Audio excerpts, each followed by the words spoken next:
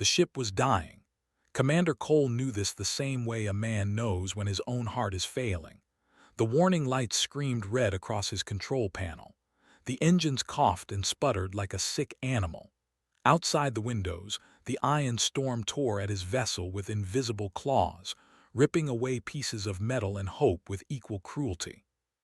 "Come on, girl," whispered to his ship the Artemis VII. "Just a little longer." But the ship could not hear him. The ship could only fall. Had served the Galactic Union for 15 years. He had mapped dead worlds and living ones. He had walked on planets where the air smelled like flowers and planets where the ground tried to eat him. He had seen things that would drive most beings mad, but he had never been this scared. The planet below him was Prime. Every pilot in the galaxy knew that name. Every pilot in the galaxy avoided that name. The navigation charts marked it with a simple warning, interdicted: Vampire Dominion, do not land. Was about to land very hard indeed. The atmosphere hit the ship like a giant fist, was thrown against his restraints so hard that he felt something crack in his chest. Pain exploded through his body, but he forced his hands to stay on the controls. He was a pilot. He would die as a pilot if he had to die at all. The frozen surface of Prime rushed up to meet him. White ice, black rock, no sign of life anywhere, just endless cold waiting to swallow him whole. Aimed for a valley between two mountains of ice. It was not a good landing spot. There were no good landing spots, but it was better than hitting a mountain directly. The ship screamed, metal tore, fire bloomed and died in the frozen air, and then there was silence. Hung upside down in his restraints, blood dripping from a cut on his forehead. The cold was already creeping into the broken ship.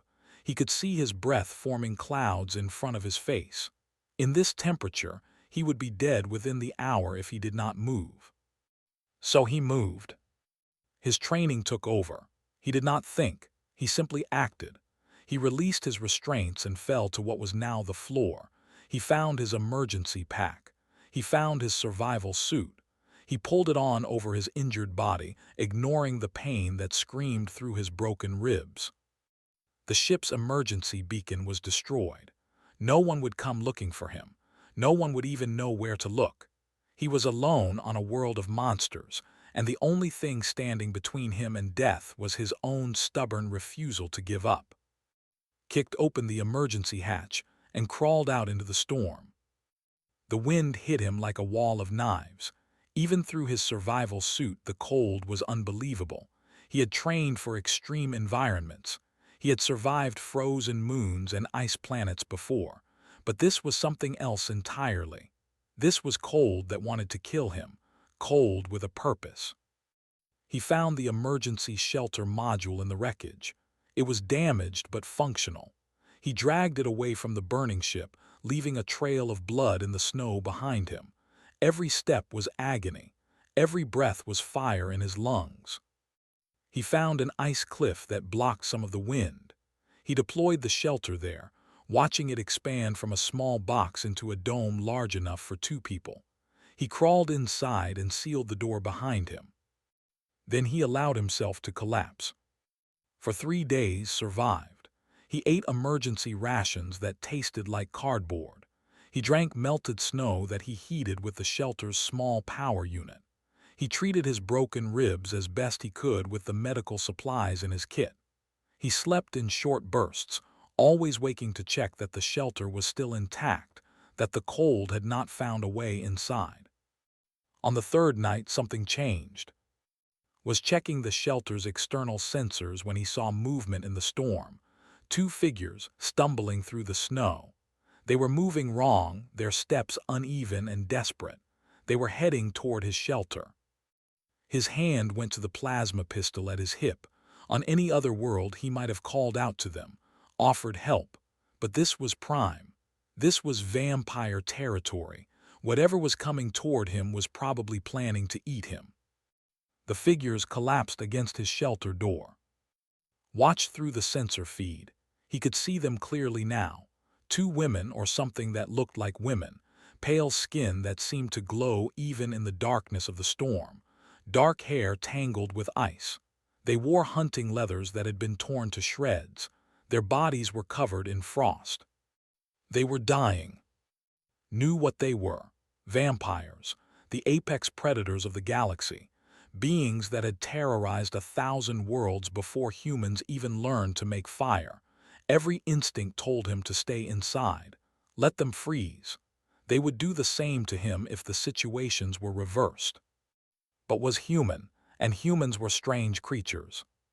He opened the door. The cold rushed in like a hungry beast, grabbed the first vampire and dragged her inside. She was lighter than he expected, her body stiff and cold as ice. He went back for the second one. She opened her eyes as he lifted her, and he saw crimson irises looking up at him with confusion. "What?" she whispered. "Shut up," said. "Save your strength." He sealed the door and looked at what he had brought into his shelter. 2 vampires, 2 predators, 2 beings that could tear his throat out without effort. They were also 2 people who would die without his help. Got to work. Their clothes were frozen to their skin. He had to cut them away carefully, trying not to damage the flesh beneath. Their core temperatures were dangerously low. He knew from his xenobiology training that vampires needed warmth to survive, despite what the old stories claimed. The cold had nearly shut down their bodies entirely. He wrapped them in every thermal blanket he had. He turned the shelter's heating unit to maximum, but it was not enough. Their bodies were too cold. They needed more heat than the shelter could provide. Did not hesitate. He stripped off his own outer layers and pressed his body against theirs, wrapping his arms around them both. Human body heat, the oldest form of survival there was. The vampire stirred against him, making small sounds of confusion and relief, held them through the night, sharing his warmth with creatures that should have been his enemies. He did not know their names. He did not know why they were out in the storm. He only knew that they were dying and he could stop it. That was enough. That had to be enough. Did not sleep that first night. He held the 2 vampires against his body and watched the storm rage outside through the shelter's small window. The wind screamed like something alive. The temperature dropped even further until the shelter's walls crackled with frost, despite the heating unit running at full power. The vampires drifted in and out of consciousness. They mumbled words in languages did not understand, ancient words, old words. Sometimes they cried out, their bodies jerking with nightmares that could not see. When that happened, he held them and spoke to them in a calm, steady voice. "You're safe," he told them. "You're going to be okay, just hold on." He did not know if they could hear him. He said it anyway. By morning, their skin had lost some of its frozen stiffness. Their breathing had become more regular, checked their pulses and found them stronger than before. They were recovering. Slowly, but they were recovering. He extracted himself carefully from the tangle of blankets and bodies. His own muscles ached from holding the same position all night. His broken ribs screamed with every movement, but he ignored the pain. There was work to do. The medical kit contained synthetic plasma. It was designed for humans, but knew from his training that vampires could metabolize it in emergencies. It was not blood, but it would keep them stable until their bodies could heal themselves. He heated the plasma and brought it to the first vampire. Her eyes fluttered open as he lifted her head. Those crimson irises focused on his face with difficulty. "Drink," said. "You need fluids." She was too weak to argue. She let him pour the warm plasma into her mouth, swallowing automatically. When she finished, her eyes closed again and she sank back into sleep. Did the same for the second vampire. Then he sat back and waited. The storm lasted for 2 more days. Spent that time caring for his unexpected guests. He fed them plasma every few hours. He kept the shelter warm. He talked to them when they were conscious, telling them stories to keep their minds anchored to reality. He told them about Earth, about the blue oceans and green forests of humanities, about the cities that stretched toward the sky and the people who filled them with noise and life and chaos. He told them about human history, about the wars and the peace, about the inventions and the mistakes. We crawled out of the mud, he said, watching their faces for any sign of understanding. We were nothing special. No claws, no fangs, no special powers, just clever hands and stubborn hearts. And we kept going. We kept reaching for something better. On the third day, the storm finally died. The silence that followed was almost shocking. Had grown so used to the constant howling of the wind that its absence felt like a physical thing. And on the third day, the vampires woke up properly. The first one sat up slowly, her crimson eyes scanning the shelter with sharp intelligence. She saw the medical supplies, the empty plasma containers, the human sitting across from her, watching her with careful attention. "Where am I?" she asked. Her voice was rough from disuse, but there was strength in it. "My emergency shelter," said, "about 3 kilometers from where my ship crashed." "Your ship," she processed this, "you are human."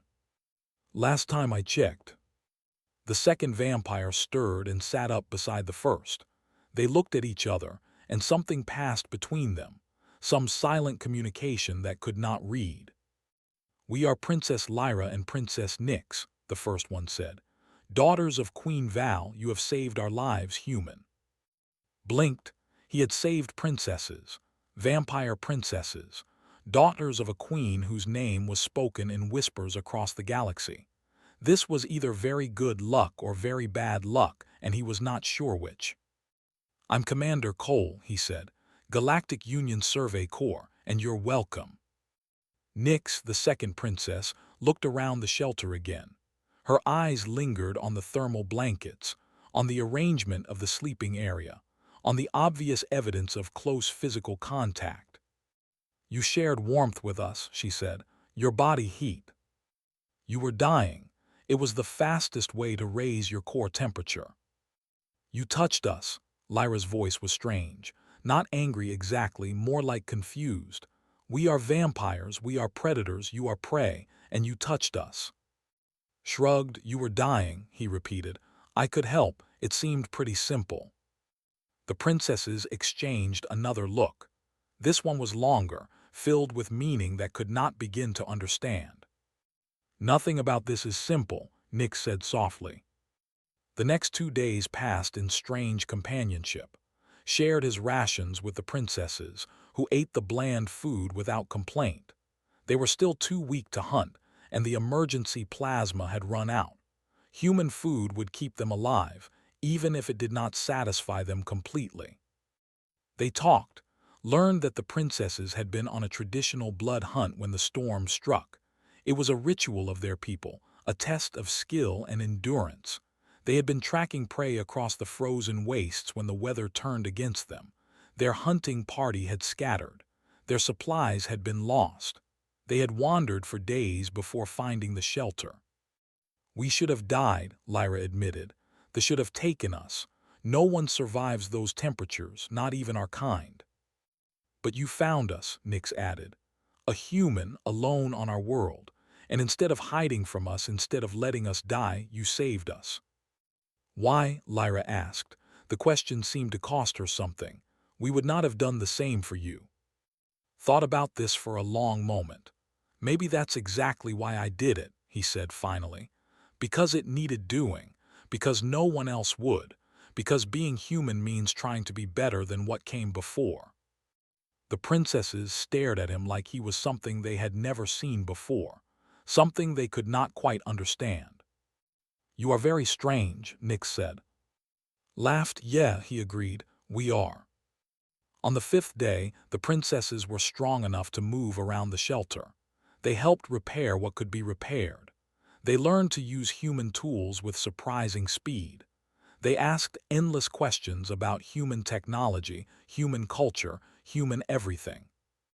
And when they looked at now, there was something different in their crimson eyes, something that had not been there before. Respect, perhaps, or curiosity, or something else entirely.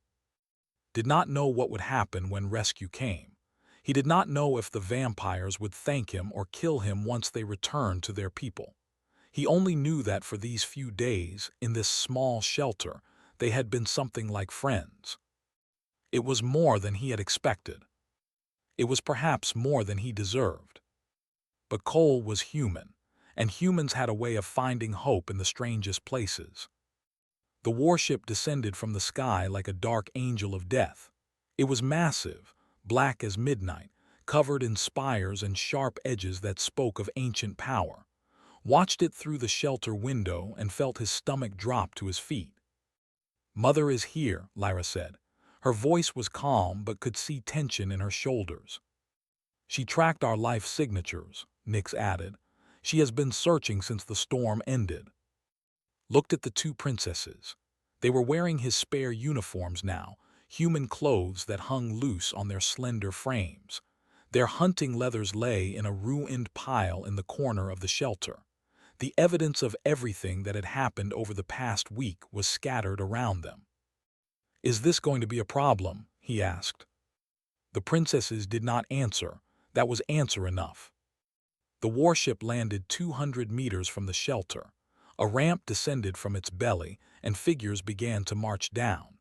Soldiers in red armor, their faces hidden behind helmets shaped like skulls. They moved with perfect precision, forming two lines on either side of the ramp. Then she appeared. Queen Val was taller than her daughters. Her skin was pale as snow, her hair black as the void between stars. She wore armor of crimson and gold that seemed to drink in the light around it.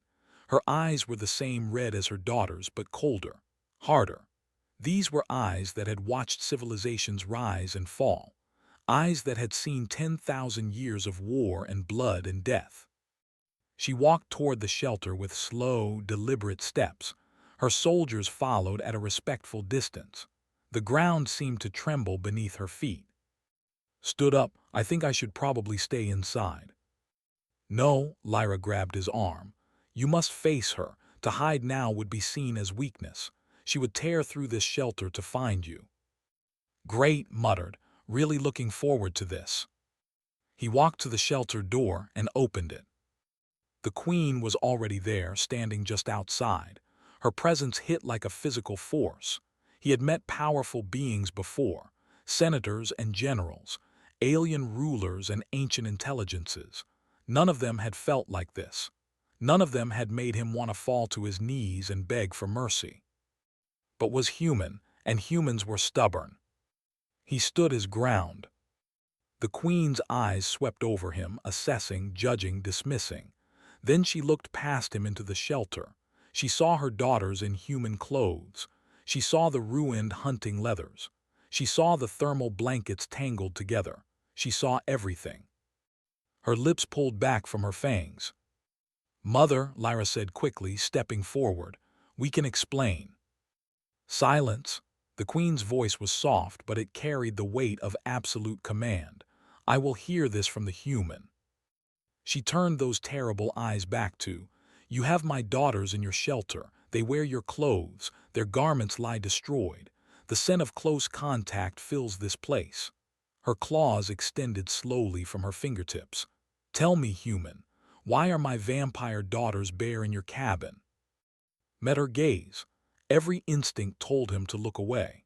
Every cell in his body screamed at him to submit. But he had not survived the crash and the storm and 5 days with 2 vampire princesses just to die cowering. "Because they were freezing to death," he said. "Their clothes were frozen solid. I had to remove them to save their lives." "You touched them." "Yes." "You saw them vulnerable, weak, helpless." "Yes." The queen moved closer. She was so close now that could feel the cold radiating from her body. "You are prey, human. They are predators. The natural order is clear. You should have let them die. Why did you not?" "Because it was the right thing to do." Something flickered in the queen's eyes. Surprise, perhaps, or confusion. "The right thing? You risked your life to save beings who would hunt you for sport. Beings who have killed millions of your kind across the centuries. And you call this right?" "Yes." You are either very brave or very stupid. Probably both, admitted. The queen stared at him for a long moment.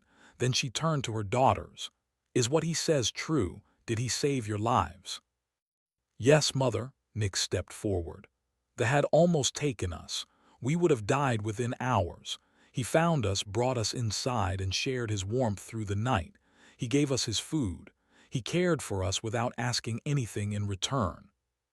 He is honorable, Lyra added.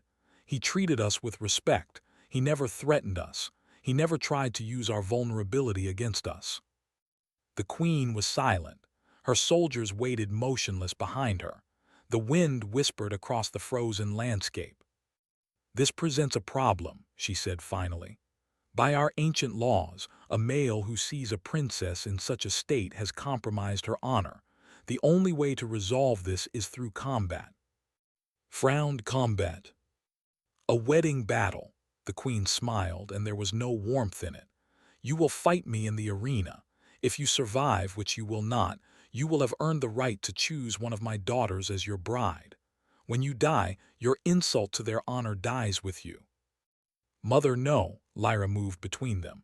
He saved our lives. This is not justice. This is law. The queen's voice was absolute.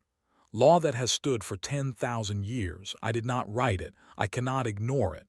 The human has seen what he has seen. He must face the consequences. Looked at the princesses. He saw fear in their eyes, not fear for themselves, fear for him. Strange, very strange. And if I win, he asked. Everyone went still. The soldiers, the princesses, even the wind seemed to stop. What did you say? The queen whispered. I said, what if I win? Repeated. You said if I survive, I get to choose a bride, but what if I actually win? What happens then? The queen stared at him. Then she laughed.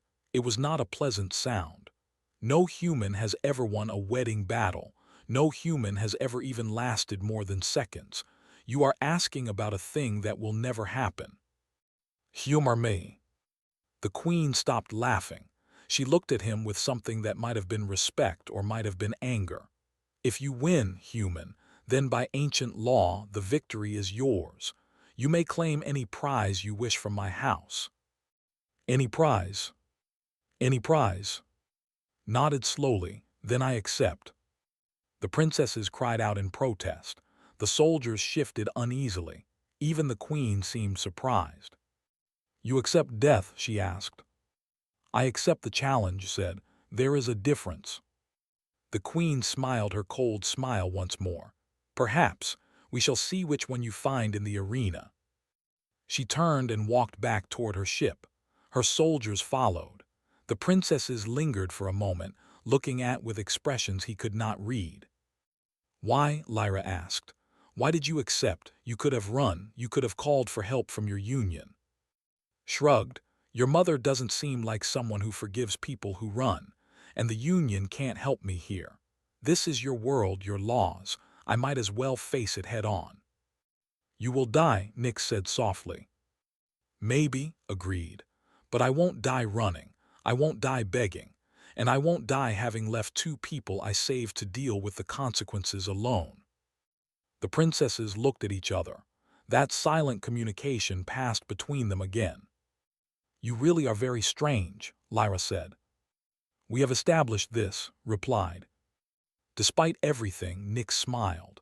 Come, human, the arena awaits, and whatever happens there, know that we will not forget what you have done for us. Followed them toward the warship.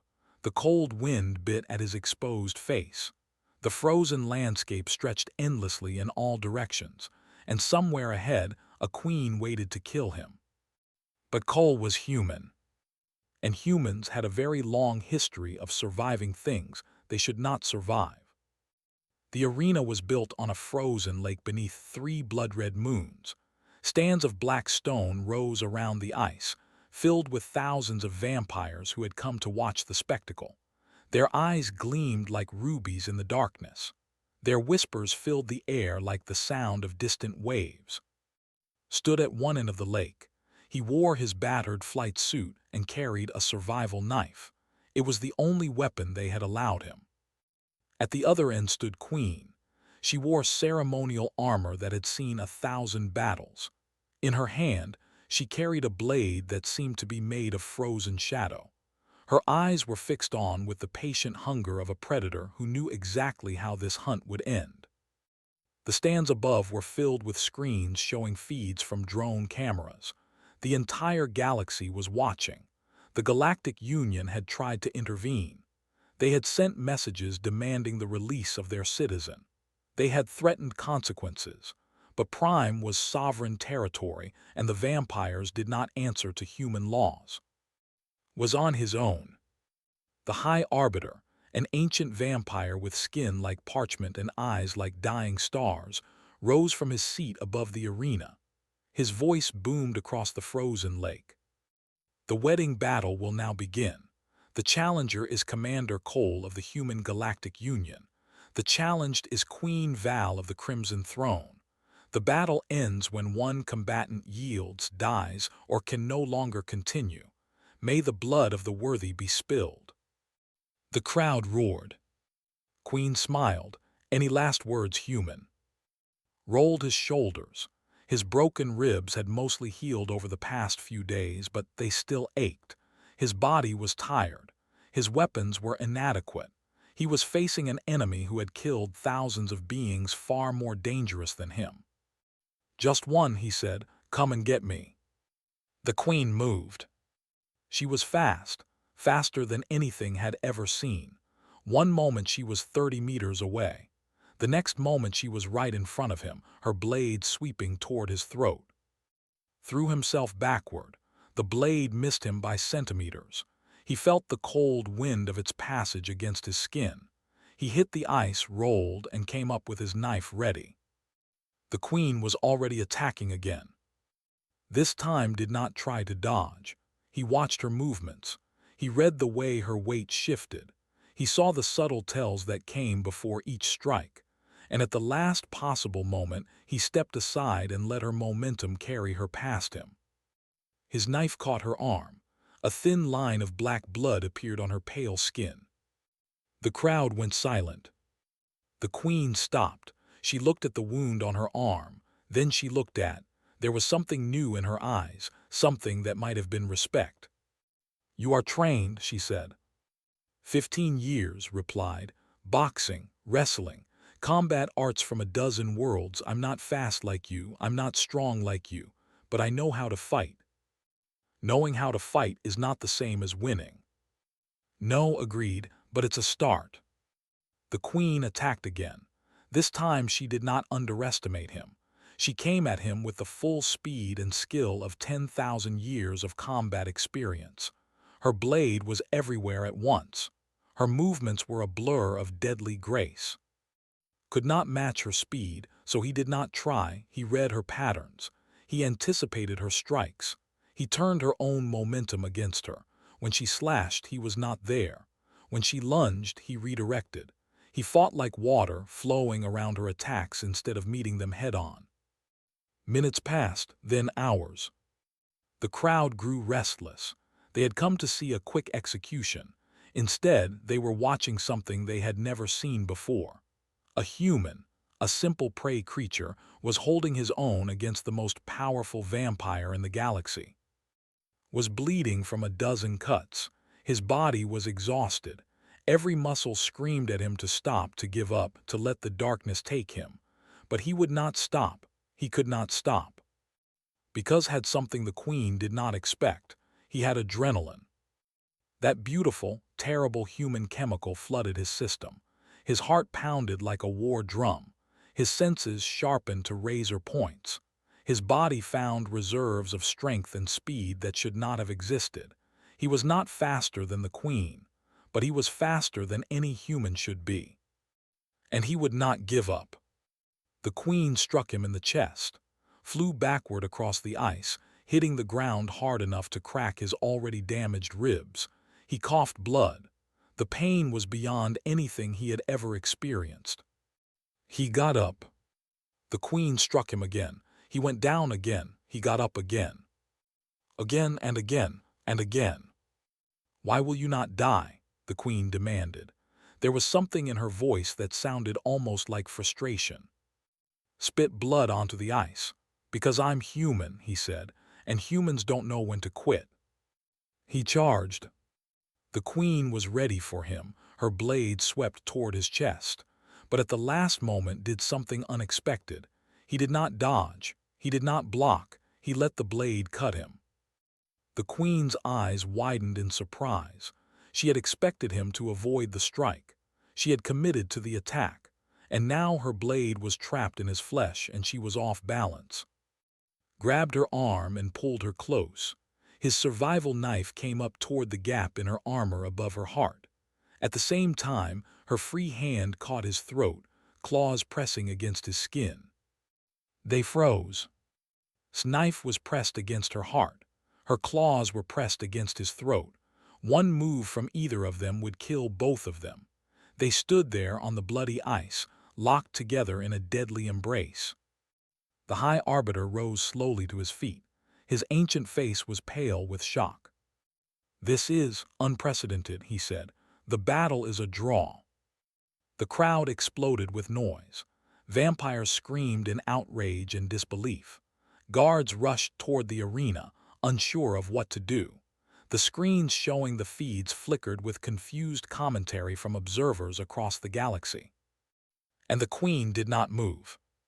"You could have killed me," she said softly. Her voice was calm, but there was something beneath it, surprise, maybe wonder. "When my blade struck you, you let it hit you so you could get inside my guard."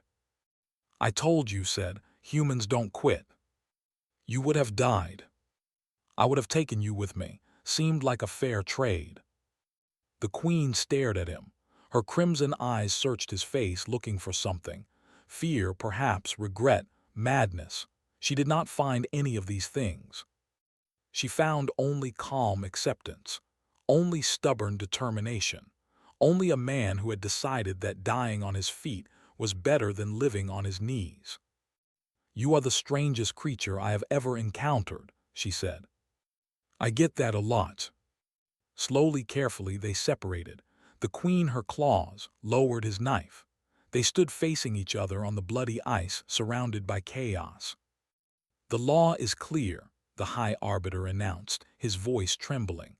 "A draw in a wedding battle means both parties have proven their worth. Both parties have shown the strength to destroy the other. Both parties have earned each other." Frowned, "What does that mean?" The queen smiled. For the first time there was something almost warm in it. "It means, human, that you have done something no one has done in 10,000 years. You have forced the law to take notice of you." She turned to look at her daughters, who stood in the stands with faces pale as moonlight. "It means," she continued, "that everything is about to change." Looked at the blood on his hands, at the wounds covering his body, at the crowd of vampires staring at him with something that was no longer hatred or contempt. He had no idea what was coming next. But he was still standing. For a human, that was enough. The Hall of Blood was the oldest structure on Prime. Its walls were carved from black stone that predated human civilization. Its ceiling was lost in shadows above. Ancient banners hung from the rafters, each one representing a house that had risen and fallen over the. The Crimson Throne sat at the far end, a massive chair made from the bones of conquered enemies. Stood before this throne, still covered in blood and wounds from the arena. Around him, the great houses of the vampire dominion had assembled. Lords and ladies in black and crimson, warriors in ancient armor, scholars with eyes that had seen empires turn to dust. They all watched him with expressions ranging from curiosity to disbelief to barely concealed hostility. The High Arbiter stood beside the throne, holding a book so old that its pages crumbled at the edges. His voice echoed through the hall as he read from texts that had not been opened in 10,000 years. "The law is clear," he said. "When a wedding battle ends in a draw, both parties are considered worthy. Both parties have proven their strength. Therefore, both parties have earned the right of marriage." Whispers swept through the crowd. The challenger may choose any member of the challenged house as their bride. The arbiter's voice trembled.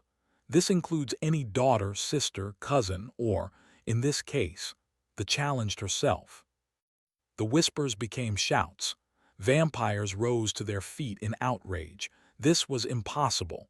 This was unthinkable. A human could not marry into the Crimson Throne. A human could not claim their queen. Queen raised her hand. Silence fell instantly. "The law is the law," she said. Her voice was calm, absolute. "I did not write it. I cannot change it simply because the outcome displeases me. If I did, our entire society would crumble. The law applies to all, from the lowest servant to the highest throne." She turned her crimson eyes to. "Make your choice, human. You have earned it." Looked at her, then at Princess Lyra and Princess Nyx, who stood nearby with unreadable expressions, then at the hundreds of vampires watching him with hungry eyes. He thought about what he could claim: a princess, a queen, power beyond anything a human had ever held. He had fought for this right, he had bled for it, he had nearly died for it. And he did not want it. "I didn't fight for a bride," he said. His voice was rough with exhaustion, but it carried clearly through the silent hall. "I fought because you gave me no choice. I saved the princesses because it was the right thing to do, and if your laws say I've earned something." He paused, every eye was fixed on him. "Then I choose to let them choose," he said. "Whatever Princess Lyra wants, whatever Princess Nyx wants, that is their decision to make, not mine, not yours, theirs." The silence stretched on. No one seemed to know how to react. "You refuse to claim your prize?" the queen asked. There was genuine surprise in her voice. "I refuse to claim a person as a prize," corrected. "People aren't prizes. They aren't rewards. They aren't things to be won or lost. They are individuals who deserve to make their own choices." "This is not how our society works," one of the lords shouted from the crowd. "We are vampires. We take what we want. We do not ask permission." "Then maybe that needs to change," said simply. The hall erupted into chaos. Vampires argued and shouted. Some demanded its death despite the law.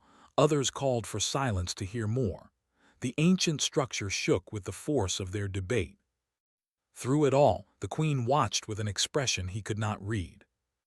Finally, she rose from the crimson throne. The chaos stopped instantly. When she spoke, her voice was quiet, but it reached every corner of the hall. "In 10,000 years, no one has ever stood where this human stands. No one has ever fought me to a draw. No one has ever looked at the wealth and power offered to them and said no." She walked toward her, steps slow and deliberate. "He saved my daughters when he had every reason to let them die. He faced me in combat when he had every reason to run.